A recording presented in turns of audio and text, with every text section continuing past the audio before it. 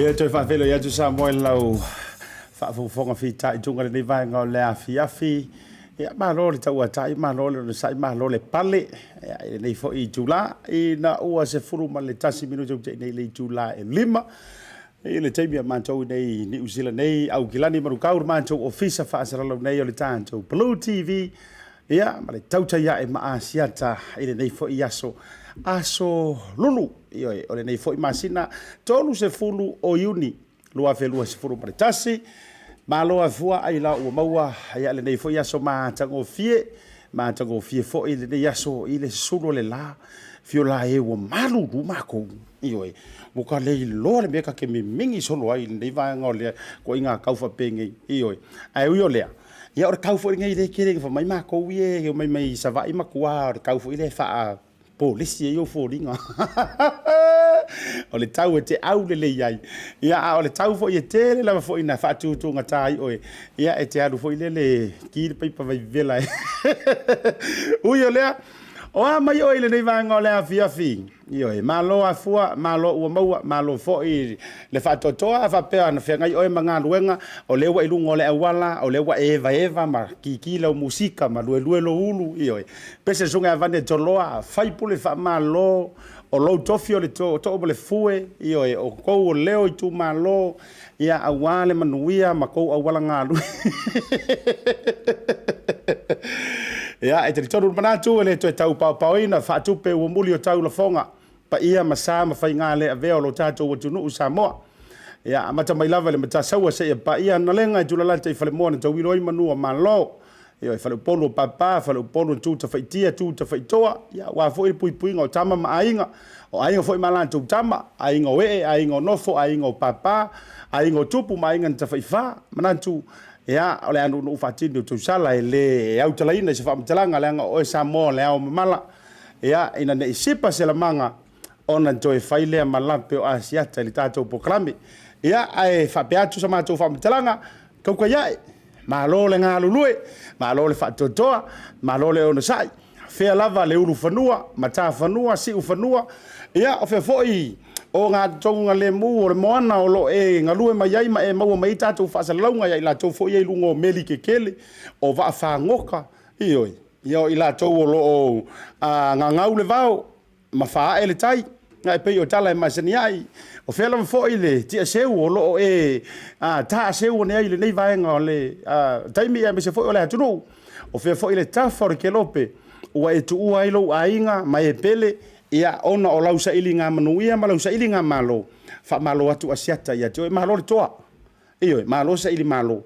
Malo le whanongolong tinga. Ia malo foi ngā lulue. Ia mana tu foi au te fia whatalo whalava foi ia e fio yo le tala le lei. Pai le yo le ngā luenga le tua. Ia e me se foi yo whawhia ngai ngai fio lo sau tiei malai, sau tiei mota. Ia wale alanga ino le manu malo mo tau fretua, a fio ngai patele. Ia sunga e pikopo prestene. Iyo e misionale whawhia au tālai. Ti a kono au au. Wau malava tau pausa. So o se whaalanginga lava. Iyo so o se...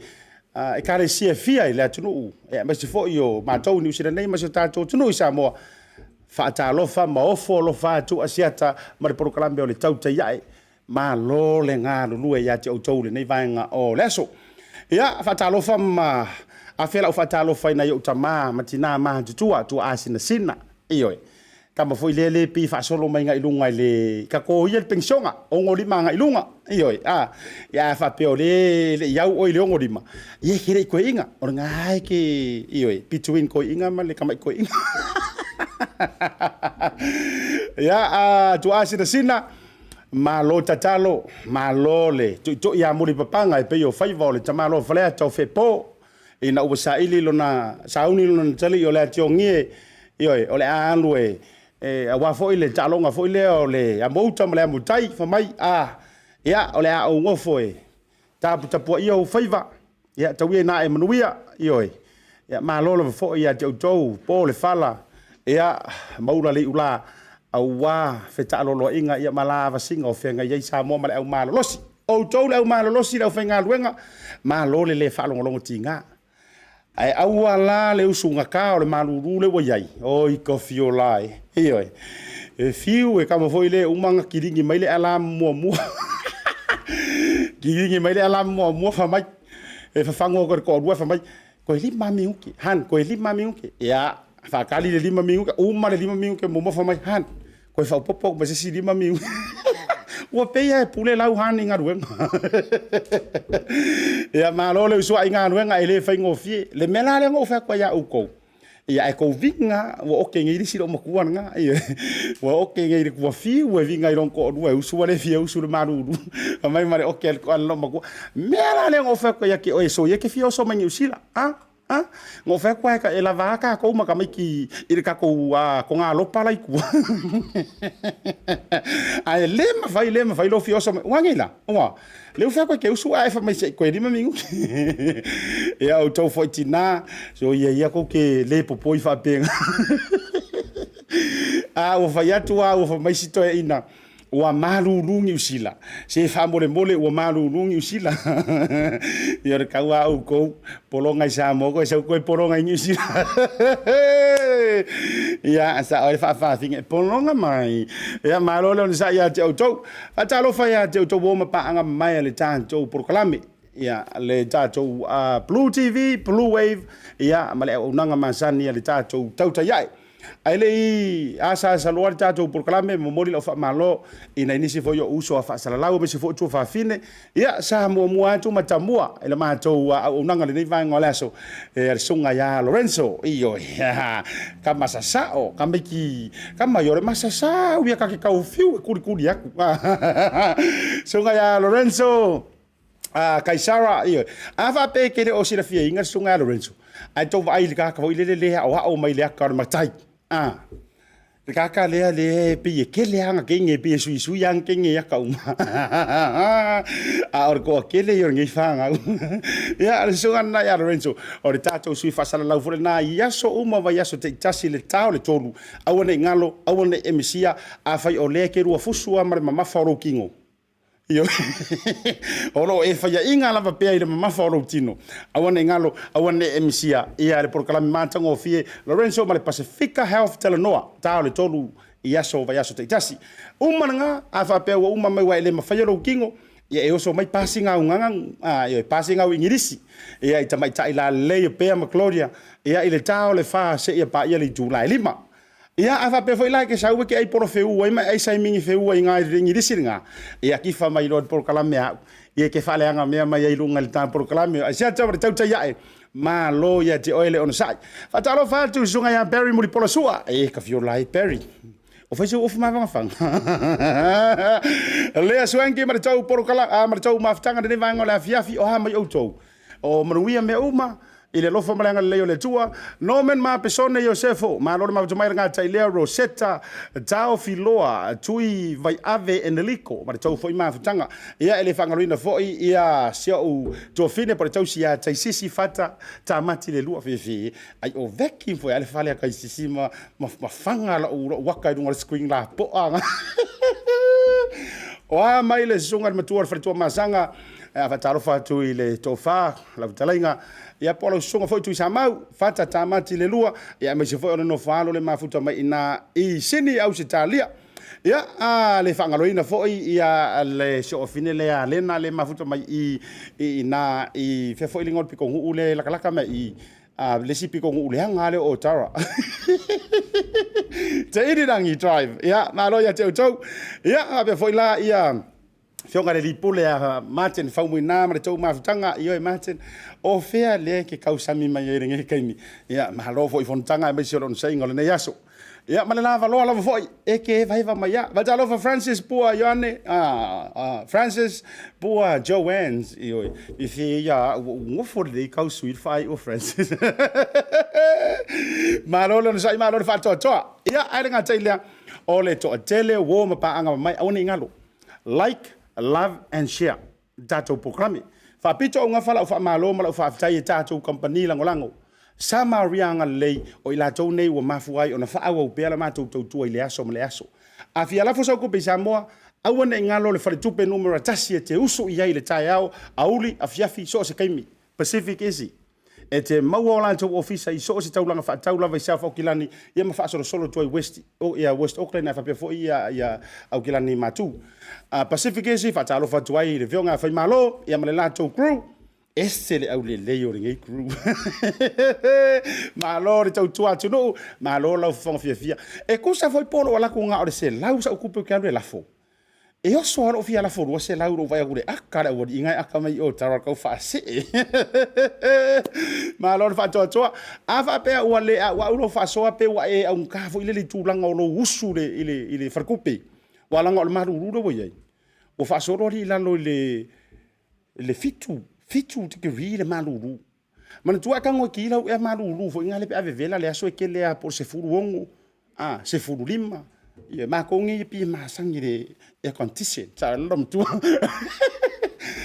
o le malulu no vai el pon pope o le fitu o ka se malulu fa so me fo nei time afa pela fa tutunga ka o ilunga ke alu le malulu nga o lo kanga ia lau telefoni wa o ilo ma ko pension o fe wa iPhone 12 Pro hey bro my tablets mate ia nga lo kanga swipe e na le fitu vai se time o family noia de auto ia ele tato Pacifica 40 na ru kanga kama ki ka o ko du ngol moenga ia fai vanga le samo fa ka mai le la kongia ko pilio mori ia oso du ngol app tong ye nai lu tato penga te langi ele Pacific 40 ma le tato talo fa voucher doko winga fa ngo fi malo le fionga falute o le ngalo tai aurka ko se iringa le te ono manu malo I fo isi se lauta la e utu fuai lousa i le pamkesi ale mota Samoa mori lau whaafitain mo te Samoa malala to unanga pamkesi me se fo supermarket. Lei vai tele. Iyo. A whaapeke kami fo iwae. A whei vai. Whamai asia ka lai mori meo ngaro whaanga. Iyo. Pe mo singa u pangko e ringi. Umaro ngai whai whapenga. O nga e kango le ilau kanga e kukongi lau pangko. Mori le nganga whamalo la whenga ruenga mo te Samoa. Tātou pumping singi Samoa. Ai me se supermarket. Malo le unsai malo le whatoa. Fit family. Ba ya u kau se ri da u kara le o manga u kau fa kole fit family. Ya sunga ya alesio tolo pulo. Malo ya joy leuso ya tulo fo yo tu taulangi malo le fa ngai ma le korengi ngo le uri e pe yo o pungi. Iyo le uri e ya pe yo pea iyo la vai nga le ke nga ku so ma fa ngai la gym. Ya u yo le malo ya joy leuso malo le nsai. Apolo ai tu mar tau mafitanga malo le onsai malo fa toto iyo el ne aso ya me se fo yo la singa afa pe o le te mafuta mai ni usila po fere tafa fai fa le yo of iyo a umara kala le a ko me i fai singa ko wa musika ya mana tato asia si tato wa fa pitoa ai ka hua le lo fa fonga mai fai le yo la valava iyo a wange e pe yo le sia o kamanga o la fa kali mle va de ki ngang o fa ya kuai kui ofu ye ki kofu mai fa foi ese maru e fa mai asi or ki ngola u kamai ere a o va uso kui ofu ye ke o kui fa funga nga makara kala o fa malam mal mla valele ai va ila ere maru e fa mai kuaku o ofu ye or ki ngola u kamai sau mai sa mo ele u ai se he va ila ka ko ye ia na mau mai a ave sa o miro mo o ma vai pu e ia au ke fia kama ma fa malu lu ma tau sila ia le na ma lo lu sa ia te o malava firo ma tau ma vitanga ia nga te le sunga fa fia nga pasta waita ma fritua melody nga te le se o ya Simon ma se no fritua io ma lo wala Simon o fa kauso kus pa ia ma lo ye te o ma futa ile tu nei vai tau so ifo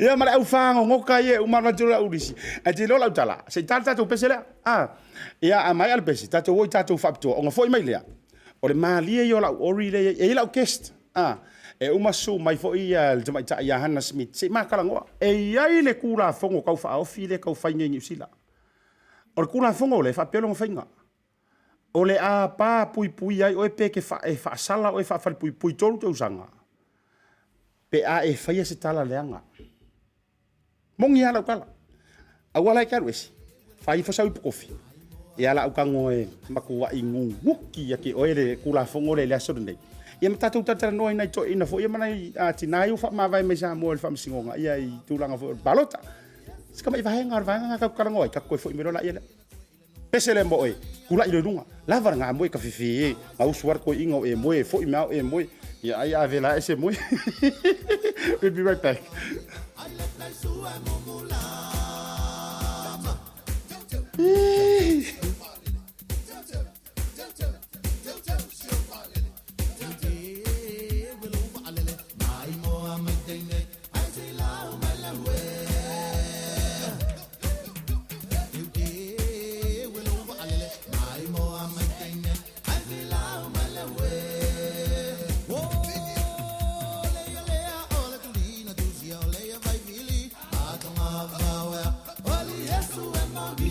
Money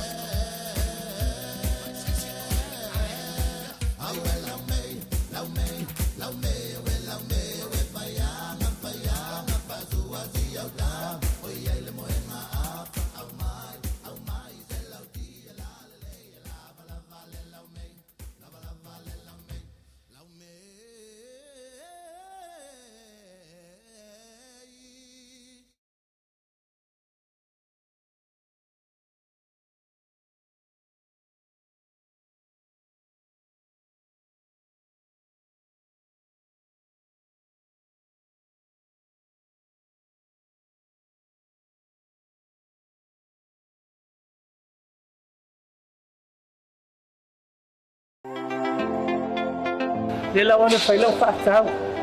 I le tupele na mai le talo voucher. I le wana whaatau ma me te mga oi i le voucher. Tai fu se whanau le la suai o le talo voucher o mawai whaatau ma ne ai o le yaso. Ia no whaat.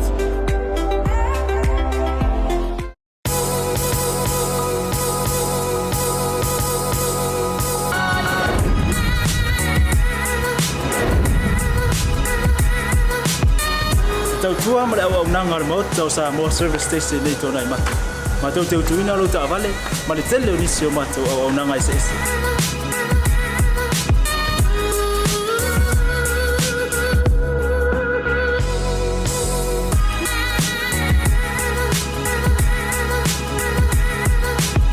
Ai le ngata foi le ma tau te sia ke ina fo i lo ta vale.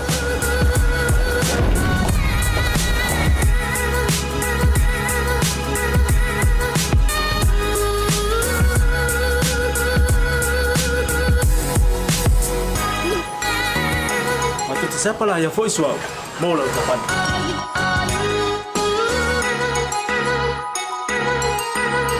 Apa itu yang baik Pak Olusa? Awalnya telepon, matu siapa lah yang voice mau lah ucapan.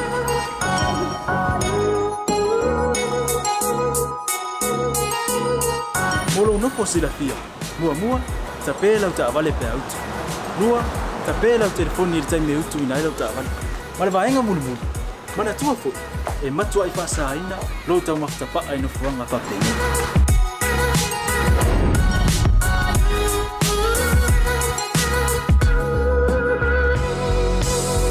Ota Samoa, ole mota mo Samoa. Mado te fia e au na pe mo o Samoa. Aftaile fia mai.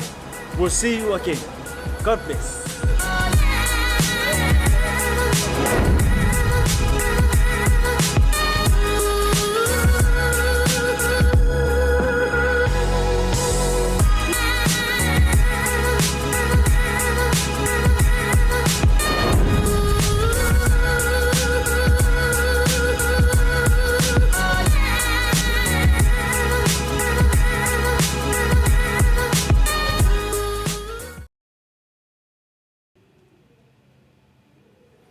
Toi whaatalo whaatu sa moa I lau whita whaafonga ia mese foi o lau sila mai moa le mai ngau lea fiafi tai bora mātou wanti lea ua dolu se furu ma le tasi mili tau teine le tu la e lima e le tau tua ma le unanga a le Blue TV ia TAUTAI ia e ma ASIATA le mai ngau lea fiafi ma lolo no sai ma lolo whaatalo whaatu ia te o tau uma lava lea ma futa mai lungo le tātou proklame lungo le tātou unanga masane le Facebook maka ukia lo fai Facebook le mero wa ya atalo ma toi sunga fa fa nga pasta waita fata io se o tama fa le nga ai le nga te le ole fa le tua melody fata ya me se fo no falo io maka ya victory ya olia ya maka ya rose ya le nga ta fo le le sunga I meno fa fo la ya ASIATA ma eronai io kamaura vale ia ia ke ya ma to uma foi VPM ministry ma lo ia to on sai ma lo fa to ma lo nga lo ne yaso vi tawa to alima io ai me si America Samoa uma fe ve go spanky ke mi o ka lo le nga side out ke le ma ka ua la va nga mai pang o la spanky o to uma America Samoa lo ma wol ta to proclame fa ma lo anju ASIATA ya to le mo to fe fianga amu ia o ko ai fu ai ko si pi fa beng ele la po e ala ka tai idea so la fo se pitonu po se no o fio anga I tonu o America Samoa fa talo fa tu ASIATA ya to mar proclame le masani mala ulu nga tai lea ia o to fine ya fa ngoto nga su le mafuta mai Samoa ia inga songi e ko songi ali malo ia tu mai soi fuanga o ma fa soi fuanga po fusi Alora sai malor fa to sini leo fa ia nga tai lea o pua and unga marina po le songa le malo lo fionga mai la ta ia nga tai leo le fletua male ta to o nanga security o le UP ke lo fa pea uia ile songa fi vane fo ma fa pea o le ngo le campagne le app ia o le UP lo no winga unga and pua za group limited songa le malo kasi ngai le o le o va yengi ia ai ma no la foi wa fe loko do ma fanga ko kele Ai ui lea malola ve to afa pe le to ki mai ya autara po fe fo ise free tara le wa isa loko mai le va ngola fia malo atu asia tama tanto por kala me ya ti oi ele nei va nga li wen po la li wane tau fete le mafuta mai ina Las Vegas USA wow io ola for kala mafia le sei tu mai tu fia la fa ilo antu o lea o mafuta mai fo ia ma sitasi o so o lea avea ma au malo fa lo ngia i vai so o malava le tele o taimi la fo ia au na kwai proclame ia o lea a wai me fo ia sa avea fo ma pori card ke lo kai mi fo jo fine por sala ia Hana Schmidt ai au tata no fo ele mata upu mana o tano ile so ne uma fo ia tato se ele MSC au wale ele tato malo mo leisi afa i tu la le tato proclame ai manatu fa ala fa ngala va nole nei ai fa filo ia tua ia jo le tau sala ai le tu langa o le tu la fono lea ua a makanga lea New Zealand ma nginga so le New Zealand ile tu langa lea o le free speech po le tu langa fo ile o le a kanga fa sa mo le free speech o le o ro tautala sa oloto ia ai pangadea ele o le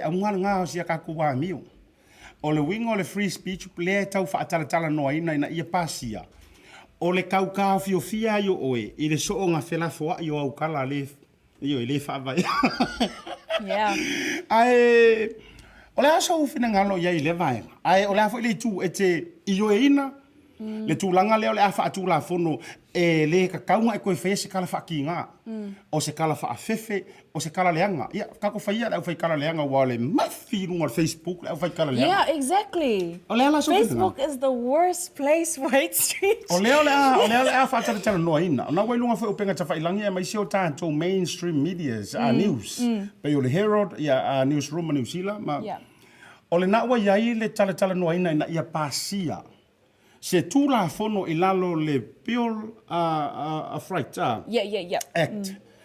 Ole ave ese me vanga fo ilalo le Human Right Act. Ai ole atu ilalo vaenga fa tula fono fo ilele a esolia. Ia ole mawalo kongunga fita usanga le tfanonte. So you can be put into prison for up to 3 years for this is what it says. It says stir up, maintain, or normalize hatred against racial or religious groups through the use of threatening, abusive, or insulting language. So when you hear that, what do you think? What is hate speech to you? Yeah, faftai te lo le vaenga fafsili le mai el tofini. Po le hale tu ai ngā tūlanga o lo tautala maleita. Wara kula fongo lea. Awange aka ima mga kufa ma yo e tangata le tele na faitala leanga. Ia pe tautala fo i male ita male sai. Koi kiki o kai fa penga. O ia te au raia. O makwa o tele o malama po o fea e vase le leina. O le tūlanga le o lo tautala leanga. Ia via le upa whaingo fie. Po o le tautala male ita malo whailonga langu me tūlanga whapena. O fea tonu e korosi e le leina. I le tūlanga le tangata Pasifika wa o te tautino atu malo whamaoni. E le whaingo fie I tangata Pasifika ona tausia le atu inga tūla fono. Exactly. And see, Lei over here, Lei Shrinky, Tavalofalava, Lei Shrinky, she says, I totally agree with the new law. Must be a law in every country. So let's think about it this way. Remember the shootings that happened in Christchurch? Yeah. Apparently many people think that shooting happened because of hate towards a religious group, such as, saying, I don't like Muslims. I don't believe in their religion. And some people think that speech leads to action. But the thing with this law is that it doesn't properly explain what is hate speech. Because hate speech could be anything, some man coming up to me and saying, I hate you, I hate that you're Samoan because you're all poor, and I want you and family to die. Would you consider that hate speech? Because people say that on Facebook all the time. Yeah, le no la famtanga. Me se mo la togo telo, to tele la la to ma la mo fo fa pertania simili. La va to fo ma po klame ono fa fa ngo fie fo ile tausala po to fine ya Hana. Ai o le wingo o famtalanga. O vaenga la yo tula fono le a pasia mana tu o le fa tan noina a pasia ngai ia o le la fa kala o le ngo vala audia ku ngai o fa ke ngai ki sau lo fale fa ska koi puki ai e sau lo fale o tele o mai loa po le mea o se tama ita se tanga ta fo ile o tele o lo background po a me ke fie o a me ke fie a le ala o ma o ku la uia kala ngo mo fa yaku se wa o mo ka fie ai mo meu o kangaka lero loku se tala le fa penga o ke fie ai kangaka ai o tele o lo o ele ke afia ai o fea va se ile le ngor ku la fono ina wai a fa pe pa ser ku la fono e ongo mafainga e halu mo lia ia ukala a o lea e faila ukala ko ngolo fale ilalo o lo fa paulonga. Well, that's exactly, and that's the thing is because this bill is not written specifically. It doesn't say what is hate speech and what is not. So there's no line. There's no way we can define what hate speech is. And the only problem with that, I guess, is it's hard to when you're in court. There's so many different ways you can target someone. So, like you said, I come to your house. And you say something that offends me, and I think it's hate speech, but you don't think it's hate speech. Where do we go from there? Yeah, okay, lo fo yo nei loia. Mo te lo le ilo ye mafuta mai lungo le el tapur kalami. Ata lo fa tsa ilo ya Shirley, scouts man la to foi mafutanga ya ma ko kele foi. Ma se so nga ASIATA ti na e kasi nge ilo ya o linge ya foi kwa mka ukia ko ngi sile nei. Ai e fa tu la utala. Ole a te le fo I mama ale tu langa me serfa fonga me samo a fa pe ke sila fia inga ke lango inga mana tua a wonde I fa pe fo I kako po kala mal nei tu langa a ve se o tu ma fo le fa pe a me ole mate tamu fa ye vange ya ku I tu te sila ma ia e ma fa ye yo na e lango mu e ma fa fo nga e lango me maka I le tu la fono fa te tainga a o fo nei tau ta silo fina ngalo ai tamu fa e fa lau tele lo sila fia malo ma tu langa fo le lau sila a wala nga e ke ongo fa pe mai ngai mana ye tele cha finga lo to fine ya lena e au mai nei lei thank you lei we need this compliments like this we need this manatu comments. What are your thoughts? What are your thoughts about it? Omi mai lalo lo fina ngalo. Em faina ma fa ilo atu langa o yai sini le ofa. Bro, we call that in Australia bullying. Exactly. But does bullying give you 3 years in prison? And you know what? You know, for physical assault, so if I hit you like this, it's only 1 year. Oh, yeah.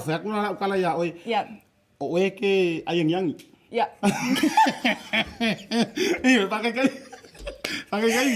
Yeah, exactly. So ya ba op fa kainga wale va tuna fa lo me ayangi o ke ngofo ila lo ka vela ma ne fo ia wai ole tulanga le au mai ole hate speech lo no winga o lau fainga fo ile le se kanga kama kwa ika ai ela ua yenka la makua maswa yeah te fio la e ke ro ma li se fa tula utala le ia fa fonga me fo to tele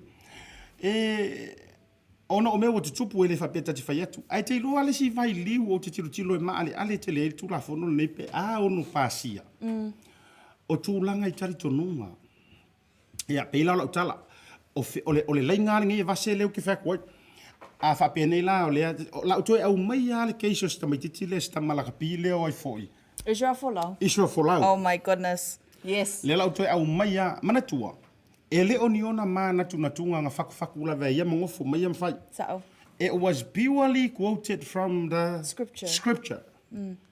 The only thing I say because it came out of his mouth. Yeah. You know, I wish it was just like e pengu I can kama fa ali me fa penge. Yeah. And it's not just Israel for Lau. Le winga la na lo tala. Pasifika. No winga la fa penge fa ita inga tu loa fo ile ngana auto tele fa auto te sai mai o le tau fa mani no ngol vai liu le e ye ngei lo walanga tele o te fa fingi le lo fa so e o te tu langa fa pena a fa penge la o ki fa ya ko isa o kala ngai mo kango vane tu wai ia mau o tu spa ia la o tali tonunga e ma faila nga lu I walanga e consider vai nga o langa lo ki nga o fa kulo ye e o fila so ki fa finga o loko vai ava ku ngela ye ai ki wa kangi ma ia ma tau walu I ni si tu langa fo nga Longa winga ko kiro ko sanga fa pui. Yeah, exactly. But you know, with free speech, although it is a gift, we must use it wisely. You know, for my kuspa, we have to speak wisely. So obviously, we're not gonna go and tell people we hate them because that's what the Bible believes. You know, as a Christian, we have to be good people and treat everyone equally. But if it gets to that point where our beliefs are targeted by free speech, go cross law. So that's all the mess that we're trying to. So I think it would be great if we had a specific explanation of what is hate speech. We want to know what hate speech is. Sa ole ya no winga. Tatu to fai te talo fo mo au fai tu la fono. Ai me se fo yo tatu te tai au fo i va vena e tau le po malafo. Au nge va fa pea pointing your finger. The government is coming up with this. The government is coming up. No. Tatu to fai te talo langa e ile tu le lei. Yeah. O ya tau ia. E ile tu le lei mana tu al fuata malona lo. Au fo tatu te tau tasi tu langa fo ile le fa pea mai e ke mamapu. Langa ile si tala. E mawhaina e whaia at the right place, at the wrong time. It can be a wrong time, at the right place. Ia e ono sa wele fina unga julang whapena. Ai whamai ma sini leo wha. Whamai le siri sa noanga to my time. Someone got paid out of $250,000 for bullying at work. Can someone bully me? That's a lot of money. Can I keep bullying? I can start tomorrow. Wow. 250,000 out of getting bullied. You know what else I'm thinking?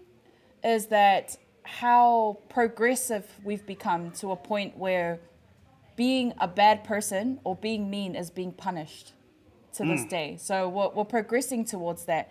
And this person here says, was it Lailau? Lailau says, remember, words hurt more than a punch. And that's where it's true because there's a Samoan proverb that birds are nurtured with seeds, whereas children are nurtured with words. Yep.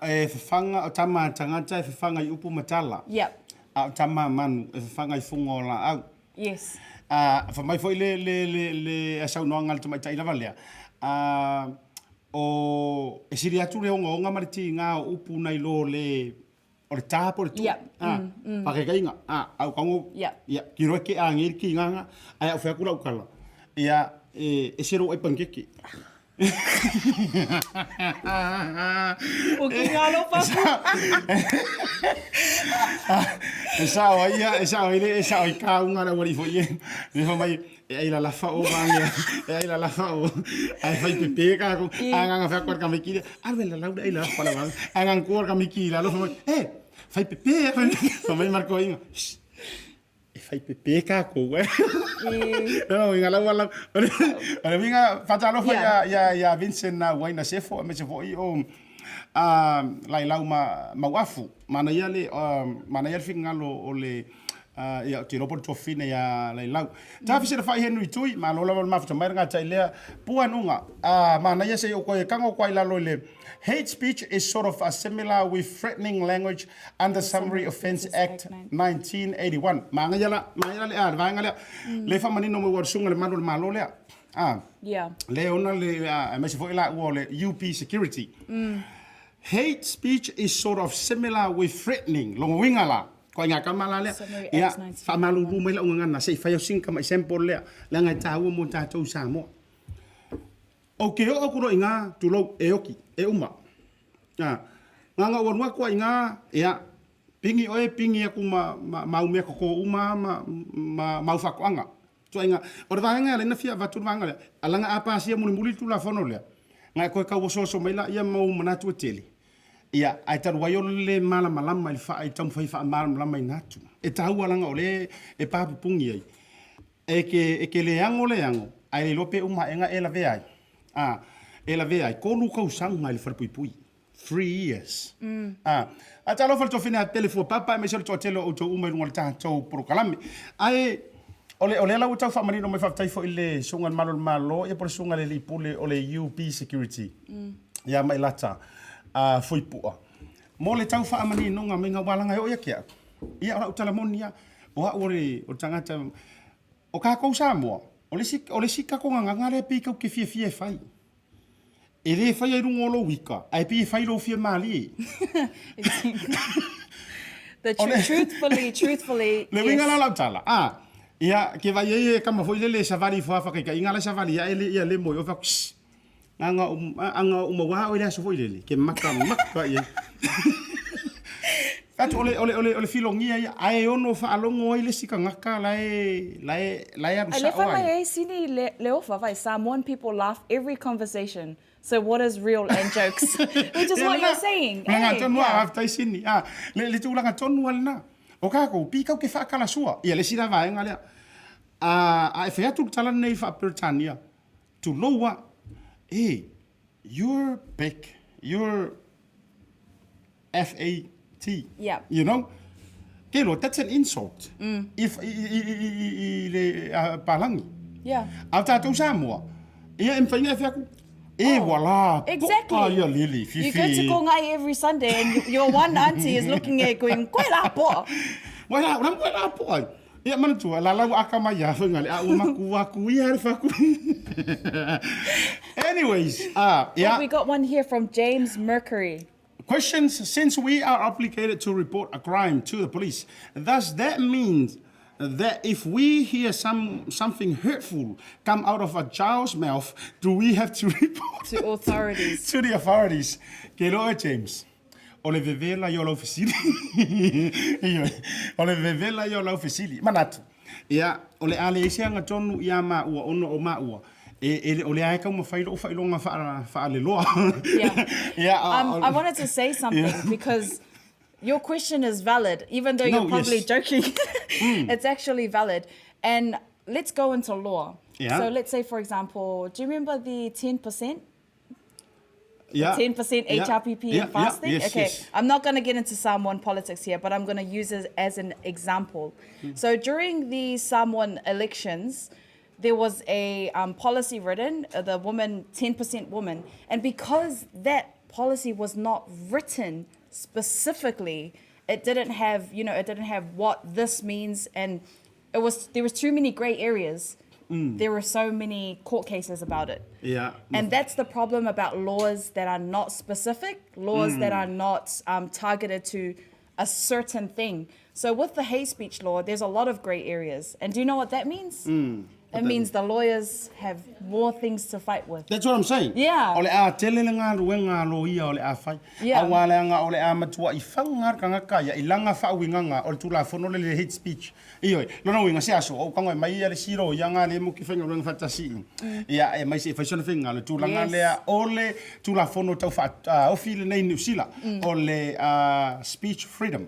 Ia ai mo to tele mala lava lo I tato lungo tato proclame le na afa pe fo e te silafia e te ioina fai mai sau mafu anga te tau omi mai tato proclame le ngai ta walo fina ngalo e au malu monongi awale to tele le anga o le pasi ai no tu la fono nei e tele nei fo inisio ila to o a fa yese petition se winga ile tu langa o le te afa pe ke kula fungu o le manga ya ka ko kemi.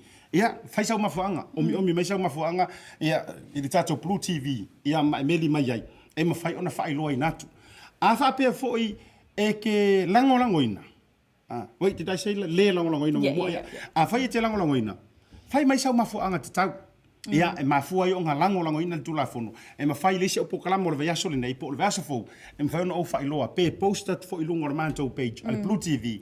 Lo suafa, ma lo fina ngalo. E tahaua. Yeah. Ke lola ukala. O le tele o sulu.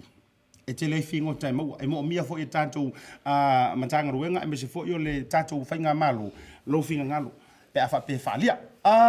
O isi tātou tala. La tā whaatope atu on toi 5 minute. Alu tātou break. A fo I mai. Mafuta mai I le whionga te mai tai. JP, Justice of the Peace. A o ia fo I o se whaia onga si nia le MSL training. Ia Sulu Anae. A wānisi o tātou whaalawiloa. Mai le tātou wā onga. Ale MSL training. Oe le ke fia leo. Oe le fia olau ngang. Oe le ke fia le leilo kuka. Lau fai hot tail, cocktail, red tail. Awan inga ine emisia. Fata nonga male fionga ya Galumalemana Sulu Anae. ia pe fa fe fo ona e maua va no nei wa pia ko fa lungo e fudi la wa unga ai na o se o tonga lava mai nisi o me tupu Samoa with the politics in Samoa. You heard it, so you heard it. Hello. Hello. Wow. Just wow. Is it what 26, 22 now? 26, 22. 22, yeah. Because two more to Luai Lanto o sui o le HRPP le ua fa ma violation nafi. Yeah. Ale tūlanga te lelo o mawhawhau. Pole pe whaamatala e ma whai ona toe o e toe tau vai le i se whainga palo tala titi. O le fionga ia le tima le vai. Le satula i me whale alupo. Ma le la case ma le talenga ia fuyono whale malu te ninga Crichtons. Ia le ua toe whaui tua. Ona o tūlanga ua whaamaha vai. Resign ia le tamaitai satu mai i le panota. Ia le ngata i le alua o le case lea o i le vaenga fo i le fionga le isali mua ma sanganga. Le ua whaamaha vai fo ia le fionga ia tasi pātea. Mailo na tūlanga fo i ona o le tangi le sa whai whaasanga ia e le sunga pali. Ai o le me mali e lo mawhau la whaetura o tala le tō mana tuai. Lono winga o se awala file mu lava lea lea ua pūlea i nei whai pūleo la tō lotu. Ua la tō i o e hinai. E sa o la tō whaatō sina na whai. Ia walo nai loa. A whai aanga i roa, ia ole matu ia vaenga nei. Mana tua fo i o nei sui nei, o la tō o lo ia.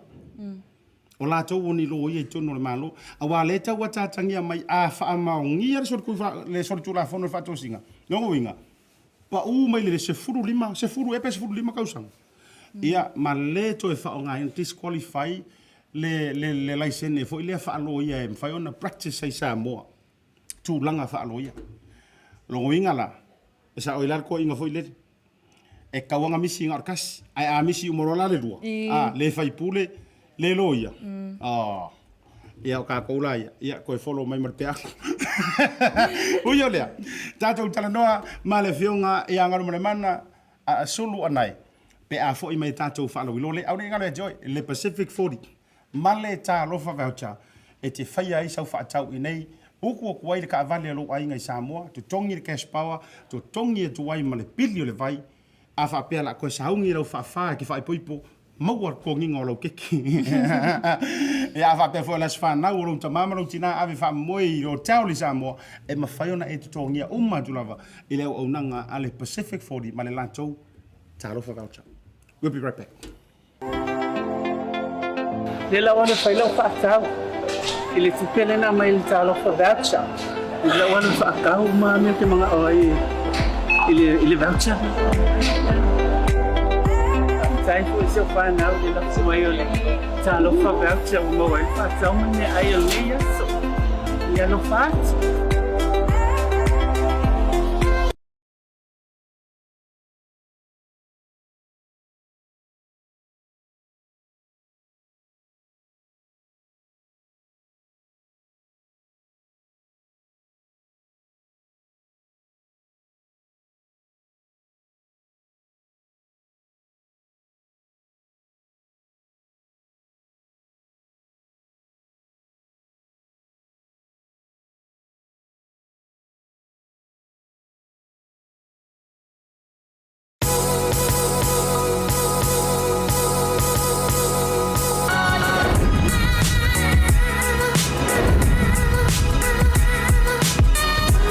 Tua ma le au nanga mo tau sa mo service station nei tona i mata. Ma tau te utuina lo ta vale, ma le tele o nisi o mata au nanga i se ese.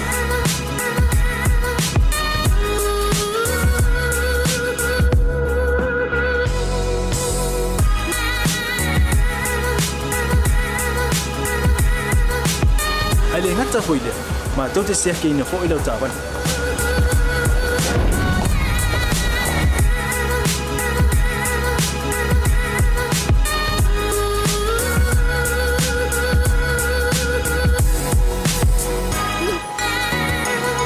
Siapa lah yang voice wow, mau lah ucapan.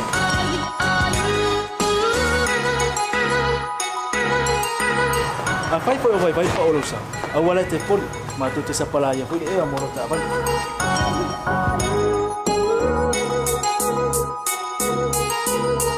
Molo unopo sila fia. Mua, ta pēlau ta avale pe autu. Nua, ta pēlau telefoni i tai me utu ina ilau ta avale. Male vaenga mulu. Mana tua fo. E matua i whasa aina, lo tau makitapa ai no fuanga whapengi.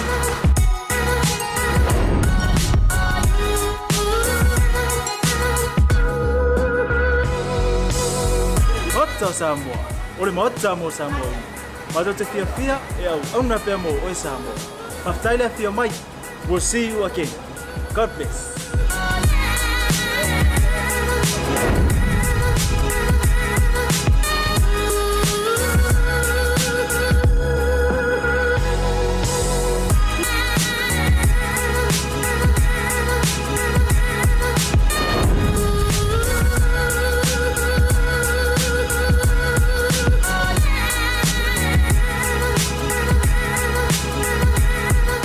Ya toi fafelo ya tu malo le so ifo manu malo fo ile fa jo malo le mafuta pele nei vai nga o le fia fio le temi fo ma jo pongi sa ya ini usile nei ya o te lo wo fa solo ile fia firma na vonga luenga mo o jo i Australia ya wa mai ata longa le fia fio le asa ungi fa nga lo tu mo ma jo Samoa ya ai wa fa solo ina Liverpool ya ma jo Australia o ya America wa ise ki ya la umai tau winga ko kai mi ma so le aru le ya ai toi fa talo fa tia to uma Johnny McLean la tai leo le tuala noela poleki se usa ala uvala mafuta mai Brisbane Australia Alex mala to mala fatua la tai leo James McCarthy mala to mafutanga pele fu papa ta lofa ioe wa mai ia o ngai la vai fai la ngai le fa ngalo ina sunga ya mi ngao MT va le putavo ioe mala fio ango satu paitel motel se la fai ia o le mafuta mai se uso ia Tiosaki pua mayava ia nga tai leo o le fretua ia Grace ia mane no faalo saki ele o alu sau fango kanga e oi wai kasi ngai kama e fia lava ia e alu ta fao nei me o ta fango ia fia ko inga ile o ngazami io kau kai ngamo e Rimoni Vili Rimoni ma tau mafutanga ma lo lava le fato to ma lo mafuta ne vanga o le fiafi ia ma to tele lava o to ia le ma faalo lo wino to so fa o to te pole ai se fatu lava tato fa bitole nei ole to tele ila to le fa fsili mai pe fa fe le finga ole Pacific 40 malita lofa voucher mana tua e mo o mia lava mua lau emaili ioe ele ma failanga e fa mai ke au ke le lo fai ai ila Facebook o le karango me Facebook mana tua le anga o Facebook e mo o mia le emaili e te e ke sign in nai no winga so ia ko fai me un kaka ia se fa e mo me ala le mo le tulanga e fa pe nei la le fainga e te mua Lena, how to buy a talofa voucher fa fiona e fa to winna ia sau talofa voucher fa nga ina ila o nanga ilunga o penga te failangi mobili ia po lau internet fo na o sila tua inga o le tulanga la lena e ke kiliki la velunga le website na www.pacific40.com ia amaia ona avelole o ile tulanga na fa e mo tuai e lua vai nga turu Samoa talofa voucher ia por fatonga ia mai alanga kiliki ai but you should now see the homepage, scroll up and down to select the service you want. Afa pe shopping, tulanga fatau, alu le shopping. Afa pe o ke fia hotel, alu hotel. Cash power, so o lava se vaenga le nau fasino atu. Ai mo fata ta inga, o le lau kulo ka vale samo. Service stations. Amai ala ona kiriki service station, ona avele o ile si step pulena. Le nai fasino tuai, le lisi po fea lava o pamukesi nei e te Filifilina. Ia tato ua Filifili mo ka Samoa le tato kompani rango. A mai ona e kiriki le mo te Samoa na avele o ile isi stepu le na e whailoa tuai e fia le voucher le la e alofa te tongi Samoa. A mata ma le toru sudala se i o tulava i le toru se lau tala. Io ele na. A whapela wa e Filifilina le toru sfumjala. O na avele o ile isi stepu le na wa e sila ma iai. E pe i toe wha manino ma toe fisili tulava ia te oi. Pe ole a e siua lava ma e io ina torus futala. Yeah. Amai aloa le tulanga now remember your 30 tala voucher amount depends on the daily currency exchange in this example. Ta ora vai ngale. Mana tua, e le fa pe e ile aso e ongo maua ile lua suka la le korus fu Samoa. E le aso yongo sa ua se furu varu kala. E le aso yongo sa ua kia korus furu kala ngi usila. E fua lava il fali liunga o le tupe o le ayai. Ona tuol vanga na. A mai a ona avele o ele isi stepule nei fa pe to e siaki au details. Center details is your details. Let's say my name is John Joe. Fa te ingala na no winga o le o ingoa pa sua fa tangata le la mawaina le kesi Samoa pe utuina le tavali. Ia tu ia malo sua fa o ele e mo o mia lo ingoa mo. Aua e ki fia a fa pea o lo ingoa. Na isa wa isa mo sa rona. Aua le ave for Sharon wa fiu so iyo. Le mea le ka ko iyo. Nga sa mai sa mo iyo. O Carolina ale fo sa fa au mai o Sharon Karen. Ya le na mana tu wala emaili. E mo o mia lava lo swafa numero de telefoni ai mai se o lau emaili. E mo o mia tele vaenga na it's a must. E ke fiu e shortcut le system. Ele mafai pe afa pe ele fatumina mangna. Mai aloa. You must complete the form and enter in the correct phone number of the person that will receive the voucher in Samoa. E ta ua telefo i le tulanga lea. Mai aloa. Tu sa o ale ngō mela sa o lai Samoa. Ele awalangi whainga whaapi o pio mangi whainga karapelo i wai ke fiu o e lai Samoa. Lono winga he laki e le songa i miki lai fiki i ai le ngō mela ngala e maia. A whapela o lela e tau mwhai mai o e le Samoa e kere mga oiloelo a inga. Le tau whai mai au kama i me ko kia fwinga inge. Ave sao le numero o lau telefoni. E fiki sao koe fwinga le information se te alu mo e whaongaina. Enter your bank card number details. O le i tū lau muri na le nā o le tātou step. Po le skepu muri le nā. E le whaingo fie. Tu ulo ia lau credit card number po o lau visa debit. Mana tua.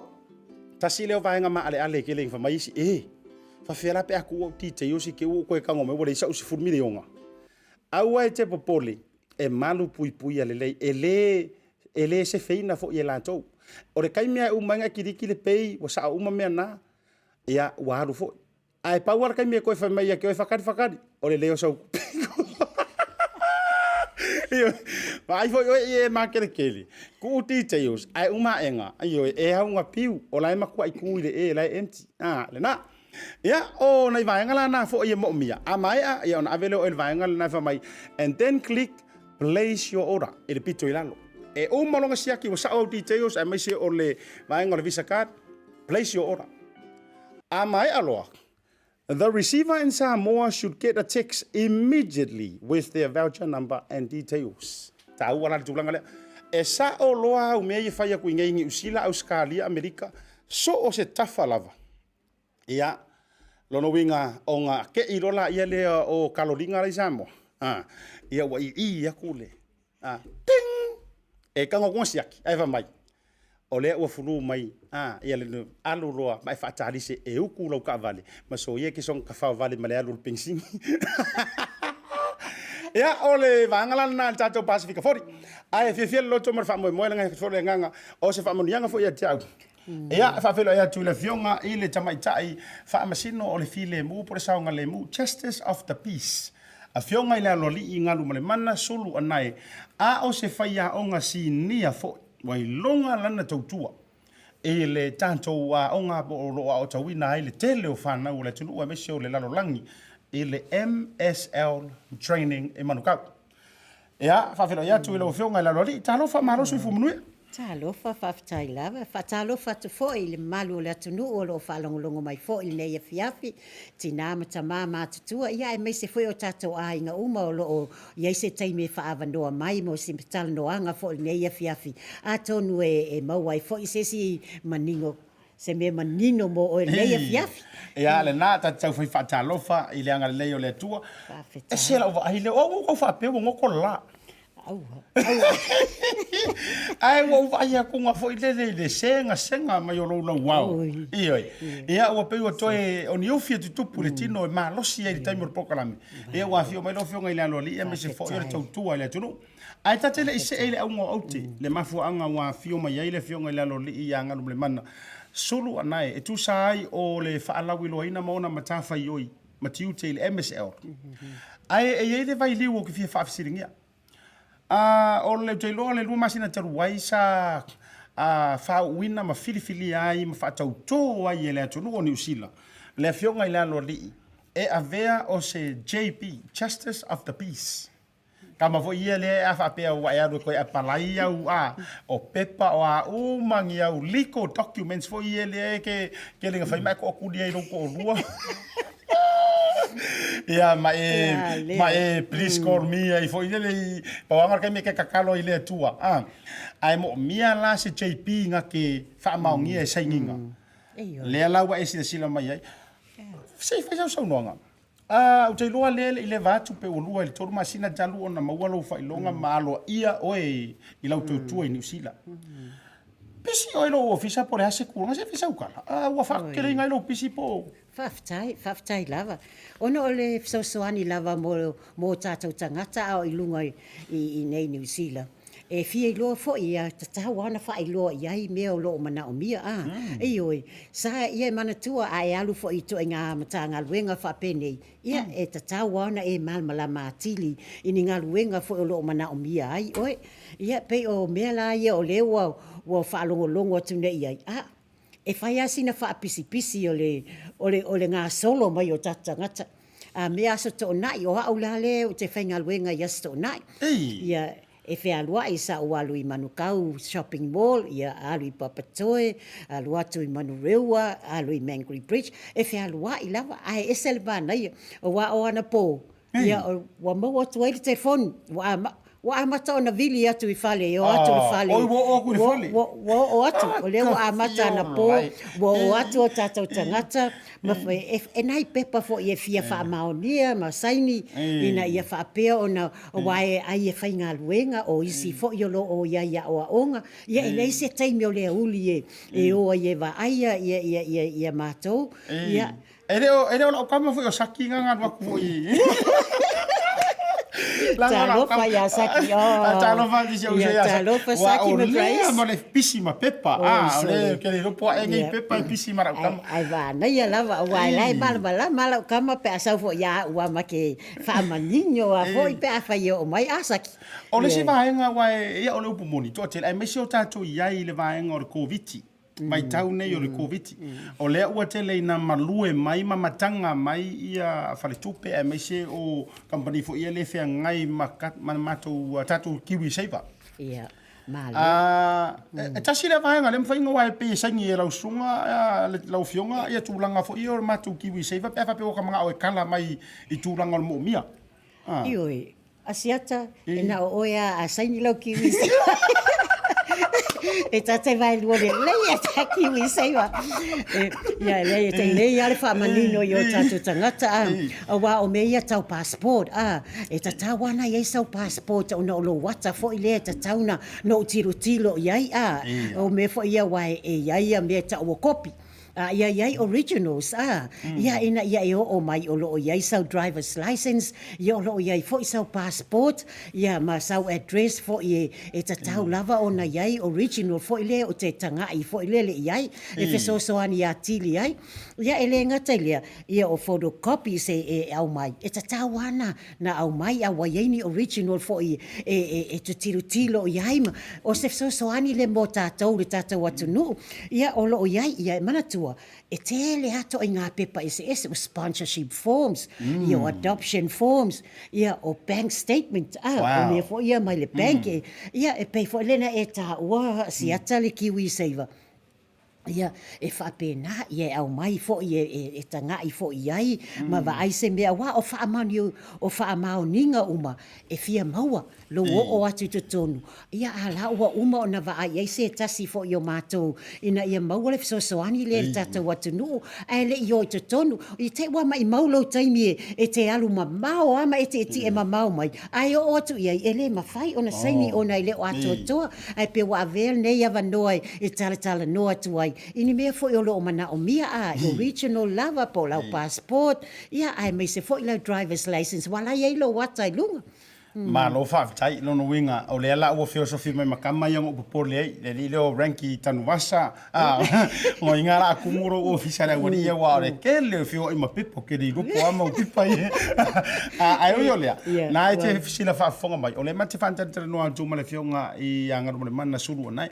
ia te loa te si la fia fo le tautua nei tena vai ane le swafa inisi o tūlanga i whaafianga sa i lao na po o taalonga a e kalangoa i toi utai o le manusina mai la tau na amataina le manusina whaawaina mwhaingoa le manusina le wesi sila mai le fionga anga mana a e talanoa i tūlanga o whaafianga ia so ia o kenge makama le leisa mo le tanoa o le fionga tamai tai pule o le tano ia peitai ia ua mavaina vaenga fo i o le tautua sa iai le fionga anga mana o lea la ua se ei mai le tūlanga lea e mo mia kaku lava ia le tūlanga tau JP o lea ia sanga iane ai o le tai tūlanga o lau ngā luenga wha JP ai o le ata se e atu i tūlanga o lau tautua ai i le toua onga i le MSL training o le vaso lente nei sa tātala noa ai tūlanga fo i o le hospitality ma vanoa a onga ia ma tūlanga fo i o tātou sa moa e mawhai ona maua le vanoa ia o ina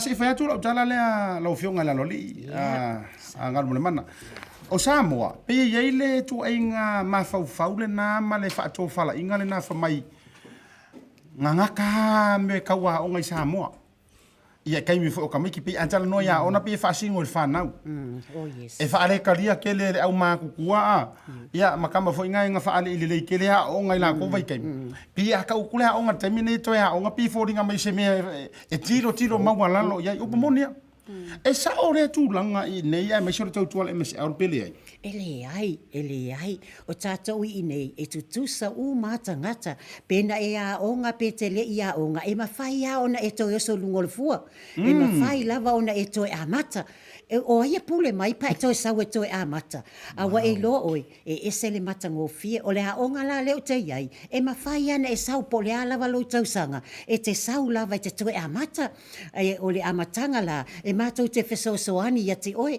po lea lava se tō mai, po lea fo i se mea olo e fia i loa na whai. E ma whai o na mātou langolango ina o ia to ai ngā tūlanga. Wow, tā ua whaafetailo no winga leo ngā mo ele te whaafunga mai.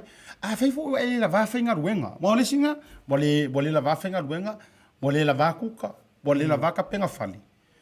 Le te le lewa no le usau noa tu le whionga i lea loli. Se i a whaisina usau noanga. Fa fele tūlanga lea e lea o ina o le whaaperitania, le ingilisi. Ai masi, ma tu ta whamalo, ai fo initiative whamalo iai. O le tāpo kalama, e sa o loko haka ua ia. E mawhai ana e whamori o lo whaanga, e meso tōtele, le sāmo leli lea te oma la tōtau le leifereti. Le mafuta mai i Modesto, po sao ia, i Amerika. Oka, a fio lai tau le leifereti, ia, ma lola vai tōtore mafuta mai, e ngā tai lea o le lava loa. Me lai a sila, ia, hello, all the way, se o tofine lea. O le tofine a me lai a sila, o tai iai fo le tāporo kalame wai e au ngā fu. O le uso leo tomai tai ia tali. Tali ilangi sa ma no le tai te ia le mafuta mai fa talo fa te tofine mai so a inga ina. I Amerika. Ai o lo fa facility lango si mili. Wai kasi lea pi avea ka fa ingoia. Kasi lea aitu. O ke ngango ka ore aiku. E fai ma fa fefe le o langa o le stanga te Samoa. E a lai ona musu e alu i lea ofisa, ma alu i lea ofisa. O re kalare fa i ngangu mai. E la kuna avea ura ku ngangu mai fo mai o ngangu foi ma. Sao ele ni sa. Ai se fai sa nonga. O ia se au nanga le MSL e feso soani e fa ingofie le au ino ingilisi. E ai me se for tūlanga tau ele ko ngia po le se fai sa nonga ile vai. O wai, e whawhetai i oi, e tō tele foi tātou, e tō tele tātou e taunu o mai foi New Zealand, e mawale e whasi nanu, ai le o ato toa, o na e popole fua ai lea, awale popole, o le olo o iaia o ngai, e mawhai o na whaile ingilisi, e mawhai, wa ai a tātou mai Samoa, la tau te loa, what's your name, nai mea la iti whapena, la lava e iai mea nai a tātou, e tātou wa ai, o lo o tūmu le vasenga ingilisi, pe tolu vasenga i tangata mai Asia. A mata le loa ma se paul nanu. Le loa se nanu. Ai va aila i le matango fiele iai nei. Na a mata mai in mato porkalame ingilisi. Na te i lola ia ufia sau e whaile level 2 o le hospitality. Ia e sau, wa tau feo lolo ale nanu wa a mata na malama, alu le lona tolu. O mai a te au lona wha. Ia, alu le whainga luenga. Wewa ai, o la le mea tato e pole ai. Tato uman tato a mata mai whasinanu e silo tua masto ina. Kama hoi lele, sa mai sa moa, what's your name? It's my name. Wo mana tua wai sa noa anti sulu vai nele suafa. Wai sa noa nele vai wo mana tua sia angkon nga wo mari. Eu te roele tau fai ro wai ko akile tanga tala tu te lo ina se wan. O ka musa ka ulonga suafa a waso. Vesilia ke re pa langi nga vesilia ko. Oh, you come with. Nga wako nga ko na uri skula ki. Vesilia ko lo. Oh, you come with. Ko korula na tola tu ang fasanga mai ao o se ang ko fasanga mai fa mai me and me and me free me yeah free me ai ke ro na mala male li palang mo ko le mam la ki ke mo palang ko ko ai to ia al tamu fanga ai ole tawa ole tamu fai Famai leo po masan ya ye leilo vai tau mafai. Ai le anga lo ngofo wa makua I fufusi lo mafau ya ngang. Ai le sisi o fa kai ya ngang. Ai awa te pole, awa lava te pole. E mafai ona isau. E mafai lava. A fai fo ona ma wa wa ya isi na o mai foi. E fa pe mai. O le ai lo nanu ai fie ma wa tili si nanu lunga atu foi lele. Fa malo si tino atu ai. Ia e mafai lava. E ia ole vasenga inilisi. Ia o vasenga fato a mata, ole vasenga longa lua, alua ngai lunga. Ai vai o tou. E lo ia fo le so Aniel Pasifika. E ele so Aniel Pasifika. E ia to telefo isi ele o totongia e fai fua. E fai fua. E ia fo lai si to ngata e mafai on totongi. Ia e mafai na e lo se me atoa. Pa fai fo ia te o mai lea o ngai. E tala noa mea fa penei. Ia le na o le sau no ina le fionga nga no mana. O tato uma sa le ia ke ro ma ko me sa mo. Wa fu ke le lo le fa mo le fa fo me suktina. O ke le lo ke di fa lo mo sa mo ngangul ukinga. La lo miti. A o le la va su fu te sam. Ai fa ko o lo nga ma ko me nyusi. O fa no ko le so nga pe o la wori fo nga se yo pesen leo mai tu I me. O ko ai la o vai me o mo ke ai me se ukinga se o ka kala ko. O fa no me. No, thank you. Oh, you get it for a long now. Thank you. I've le tele o nei ngangu nga na o popo mai samo. No mo le mano ataro fatua ya te o to. O le wingo le vai ngale tau fa matala tu mo fa ilo atu le fionga le loli. O ngā wai ai sau e whaalau tele. Whaalau tele. E isi totongi. E kai whiangi pili o ngai kose sa moro whionga na rori. Ua fo ila e fua mai lava ia o le tele o tangata ia o mai fafo ia o lai fai fua lato. Lai fai fua lato wa on. Wa o totongi ia ese atu ai ngā tūlanga. O le mea na e mana iei lo o atu le aonga. O le ata watu ia te utoni address ma telefoni ma email me whapena pe a umar tato po. Awa te wawe nā luese o le. Nanga le i tangata lea mana iau ai tā ua. E so koe o le alu lungo ka ko mengi le so suetu lava. E i le tangata le na whaafesili mai. E i le tūlanga o information se fia maua. Por ese número de telefoni e me se foi e uma lá o te pole e uma tau atu le número de telefoni e te sau ia mo tau ia sei uma lá le la failo atu failo atu la velta me fa uma ma proclame o te se vai failo no foi e va ve vili mai fa la ve mai o le rungo por calame le fionga ia Galumalemana o le mai tau ina fo ile au nanga anta afa pela ke ala ku o ngengo o la ku makua le ia se ingirisi fatitenga o leo o skepo kula vailunga ma skepo kula vailunga o pasi umanisi vaenga e ila se isi la sanga ma fa yona fa au tele ai tulanga ola o nga ina mai le ingilisi e ina inisi mata upu fo ile kuka manisi vaenga pena e ono ma fa yona o awaye vai ese le mana ia tele lau whaafsili mai e uma lolau ingilisi wa e loa wa nanu tātou ia ona tu leo le vanoa pe te fia whaatau o loa pe te fia sau e whaingaluenga se fale ainga pe lo tele matanga luenga ese ma fai ona ave iai oi ia a fai lo le leile me te iai ona tu sa o ale o ina le fai a ongal na e a mata mai ai oi mana ia fa tai ele fa sili mai a fa italia se eti mole whaafisilia tu le whionga le aloa li pe ye se a onga whaape po se to o nanga i la loi Wellington e po se si lava tawhao le atunua New Zealand pena o Aukilani lava Ia. O mātou na o North Shore, o Whangarei, pa o inei ai au Kilani le iai le mātou waonga. Ai a tonu o toinga wai mantua o aonga nei, o aonga umalawa i tutongi le malo ia tātou whanau, po tangata mātutua fo i o lo fia maua sisi to mai. Ia, o lo o tele ni aonga le lo Wellingtoni. Wai a whaapea te lela ata watu le telefoni, ona e wala au mai aila ia, tu mai lo suafa, ia ona tātou tala no lea, ona tu sa o atuale o se a o ngai le lo, e fesosoani ia te oe, ina ia mawhai ona e mauaile mea sa o lo o e mana o mia. Wow, ia le nau te lo rau tali le whaafisili a whaitalia se eti.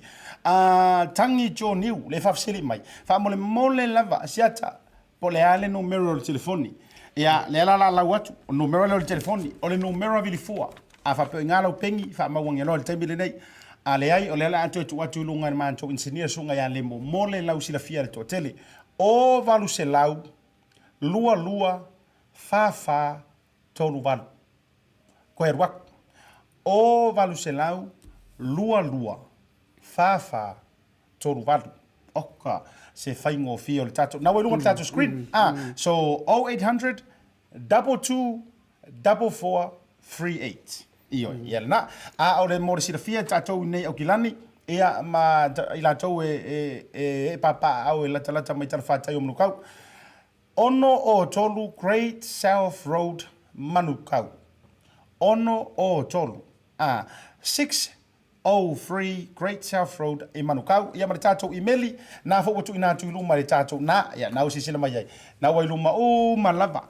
esele fa ngo fio o nganga fa ke ngolosi ngai ngai ona po ka ke kala ngoa mo ka omi omia ku ia na wai ma tato website o imeli www.msldraining.go.nz ia malitato website na wailunga ia e te tanga iai ia e mafai na palai online awana ingalo ia a whaape te vili ai tali mai po stangata nanu mai ia te oe aulo e fia tala noa i se tasol Pasifika ia ona e whaafsili lola ia te fia tala noa o Hana Schmidt o Hana Schmidt po Patrick Asu o ila ua ia to olua o Samoa uma e mawhai ona tala noa wha Samoa le ia tātou po wala wa to inga whesili o lo o mana o mia e mawhai ona tali atu yo mana onga i le taimi lava lea ia le na ai wala o tama i fo i fainga luenga mali i fainga luenga o le o faia onga o le toua e tala vou o le tele lava o Samoa o le lau fonga fia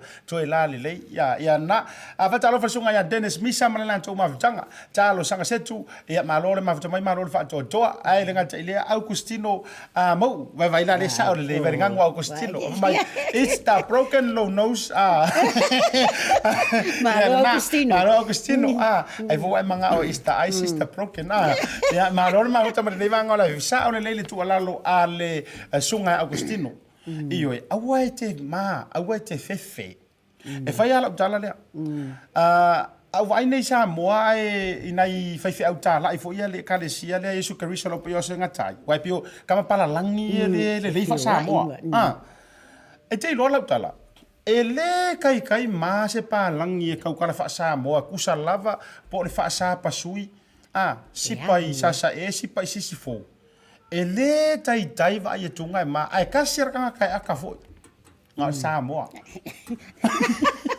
sa le la tala o ka ko Samoa a ka kala me le palangi fa Samoa e tau titalie ai a ka kala mai fo le Samoa fa palangi tau e ka fa kai sua lua fo ile wa ata ole e ngai me ya tanto ia ele ia le ata wala mali ele ata fo ile ona o fia o loto pe yo la ata mama ele ai a faila o lau lava vai suunga o lo aka am ke lo ka o ele fare con no ngang o te loa ona o le taimi matula uma o le fo ile tatou MSL la Facebook page na welunga fo ile tatou le na tonu na wa se sila mai ia o falling o ko ba sila mai la le leio ila tou nga ko lunga ia le tatou team le na MSL tamai ta ia penina ia mo le toi le fa malo fo ia penina me se fo tui ai langa se lo tama tai pule ya fau tia mo le to lo fa ngai e fionga tama tai pule ya fau tia ia ai me se fo yo le tatu MSL training ele to o nanga fa so nanga o no le tami ba tu na no ne walanga e fa o pe mana tua e makele fa ma vai moku ma le fionga le loli le anga tasi nei o tatu o nanga fa o pe ia o porkalame o so lulu tai tasi ia ole ai mo i ka fina ngi se ofisi wa ye le fa leo a fa pe funga le wa vai rulo ma ku ka wa nga me se o ka fa le kongro ma fa e foi man vasenga mo ila to fa le tonu ma fa io olo ia nga olo ia foi nei a vai ku na kinga ai nga pe o kere a foi le nga fa sanga e ke fa sanga i ruma e so no muri o me fai ia wa ka wa sia va senga o yo le e fa o pe ia e fa so no fa i o no fa po ile tapo kama ia e fa tai atu le staff le MSL training fa ma lo te tol fa longo mai ai me se fo le pule le principal ia fauti tia fa ma lo te o to uma ia e me se fo le tato a inga sa mo o lo fa longo mai fa tai te le lava ai fa nga ina i ma to a wane ingalo le 603 Great South Road a wane ingalo vala au mai le 0800 22 33 0800 22 4438 yes o valu se lau lua fa tolu valu ia mai si lava na wa umana tu uma tu lunga ina mo o tu uma lava o leo te whawhetai atu ai whawhetai tele lava ia te o tu le whalongo mai fo nei e fiafi ia na whawhetai whatalo whare sunga Isaac Bula kasi ngai o kama pese sunga Isaac Bula le mafuta mo sia o iyo kasi fo idi ngai ali e se fo idi makau ki o malo lo si ang it's a memory of an old Christmas song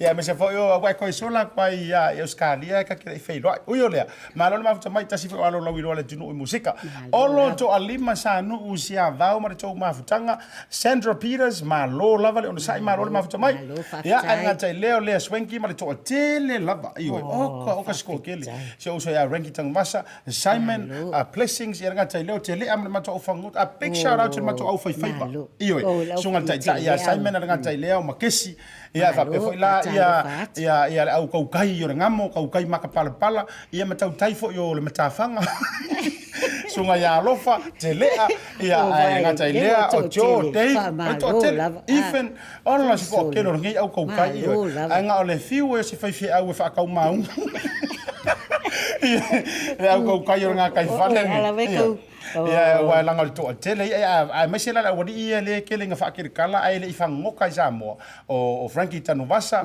ia so ya fatu bora kasi nge wadi ia fatu ia wa fatu ia o sa leo samo kasi leo ngale afu yo ngai taxi wadi anyways malon mauta me malon fa to ya ti o to malama wo ma baanga fere tough for ke lope o lo e ma futa mai ai se o so ia Vincent ia malitotonga ia le mafuta mai i shifno io ia ma lo lava le sai ma lo le fato to Corey le ma mea ia mai se fo lava lo lava o to fine atu eu ia mai se fo o tonga tanga lo pongia fa mai senga titia ma me se tia fa taila fo ia se to fina nga solonga mai se o le tonga ia fala na populemi ia ila fionga o mai le ia mai tawina fo ia mai se pon posa tatu talnoa ia mai se fo se tua le anko o le se brother in law ia o vala au ile tua ma lo le il tausinga ma lo foi fa mai se le nganga o le tua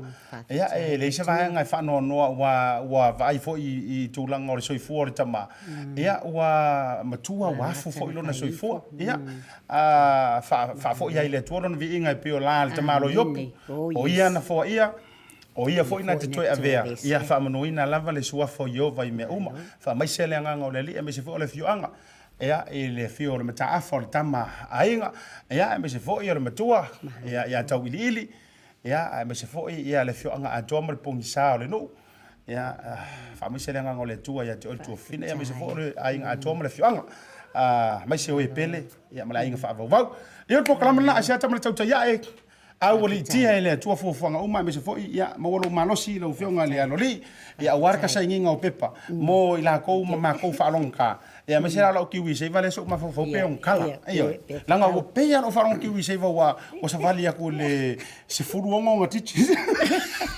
le la e kakawala ma i sa ni se ka ko kilo ya ayo yo le se ngana wala vale wo so poutu mo tau lo unu lo fa fonga sa mo ma lu le vai lo fina ngano poto le tautai ai se la na ndia ma matua upu o lo tanto va tau tu na nanga ale TV ale Blue TV ya me se fo le Bluwave ma le tanto tautai ya ma ASIATA ya ma le fionga ngano mo mana fa so fo ya mo le fa so fo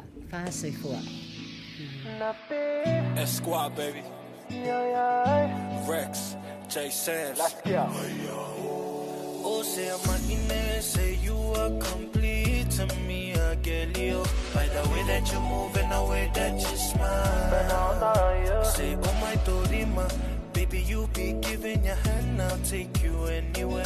You give me something that I never had. Cause you care. But about to me and the family, say why you waiting on me to talk to you? Yeah, I'ma listen what y'all say. Yeah, don't move in and come here. Yeah, they on the nail, to dirty wine, girl, dirty wine. Yeah, say tama in and not the pipe, say.